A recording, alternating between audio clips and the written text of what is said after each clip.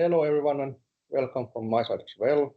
This situation, this event. Today I'm here to talk about molecular simulations using quantum computers. Let's get started. But before we dive into the subject, I want to highlight why we want to do molecular simulation quantum computers rather than traditional supercomputers. So, what is the difference between these two functions? N to the power of 2 and 2 to the power of n.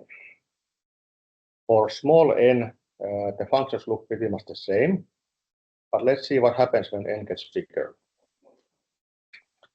And here we start to see the difference. N to the power of 2 is a polynomial function, whereas 2 to the power of n is an exponential function. And let's say that even when n is 100, we already see that we get a very big number for the exponential function, having 31 digits. And let's try one more time when n is 1000. So here we are, and n to the power of 1000 is a huge number.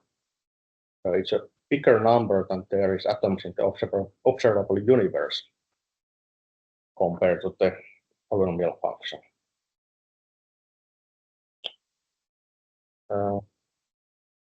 Then the thing is why we do this molecular simulations using quantum computers. So the problem is that accurate molecular simulations grows exponentially, and classical computing capacity grows polynomially, and this is a big challenge.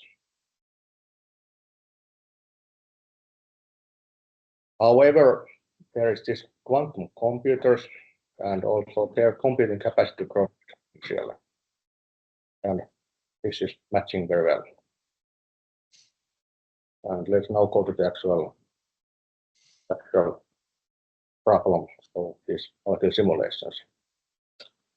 So first, a little bit about this ammonia. I have 3 points here that I want to mention before we go to the actual results. So why do we want to simulate ammonia? So first of all, ammonia helps us to move towards carbon neutral economy. It is estimated that the ammonia production cost is about 2% of CO2 emissions globally. There is a way to produce green ammonia, but let's say that we have some challenges, and we go to those challenges next slide. My second point here is fertilizers. So about 80% of ammonia goes to agriculture. And finally, ammonia can be used in energy and fuel applications. So there is no carbon, so it's a carbon-free alternative, for example, marine engines. And then it also can help in storage and transport of energy, because ammonia doesn't require such a cold temperature to remain liquid. So how do we produce ammonia in practice?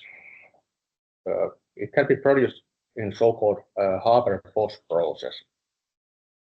But the problem with this process is that it's very energy intensive. It's requiring very high temperature and pressure. But nature is doing this in a different way. So there is a certain bacteria that can produce ammonia in a room temperature. And the key here is a process called nitrogenase. And there in that enzyme, there is this kind of tiny metal cluster called FIMO-Co. And if we can understand how this process is working, so how the reaction pathways are working, we could basically produce ammonia in room temperature. But unfortunately, these reaction mechanisms are so complicated that we cannot simulate them using classical computers at all. But this would be exactly that kind of problem that we could solve using a quantum computer. And before we go to the actual results, I talk about that what we actually do in quantum computer. So when we say that we are measuring something using quantum computer, simulating molecule, what we are actually doing, we are calculating its potential energy, given some certain atomic configuration. So in conceptual level, is pretty much the same than measuring, for example, energy of mass spring system. And this, when we are measuring the potential energy with different configurations, we get something called potential energy surface, or PES. And from here, we can then, by finding local minimas and maximas and curvature and certain that kind of things, we can then determine pretty much everything about the molecule dynamics and so on.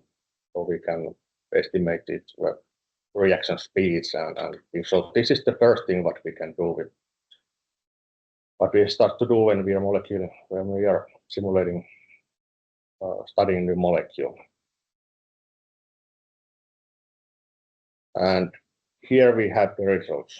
So here I have been calculating this potential energy surface of ammonia and comparing it to exact quantum solution. And by exact quantum solution, I mean a solution what I could achieve using a noiseless quantum computer. And what is very interesting here that after post-processing, we get the very, very accurate results. And that is only like 1 millihartz far away from the exact solution. So, as a summary, I would say that first we have exponential scaling, and then we have exponential computing capacity. So quantum computers match very well for molecule simulations. And we have been now studying using Q50 3 months for now, and we are already getting better results than we are expecting. And finally, world-class tools and world-class infrastructure enable world-class results. That's all. Thank you.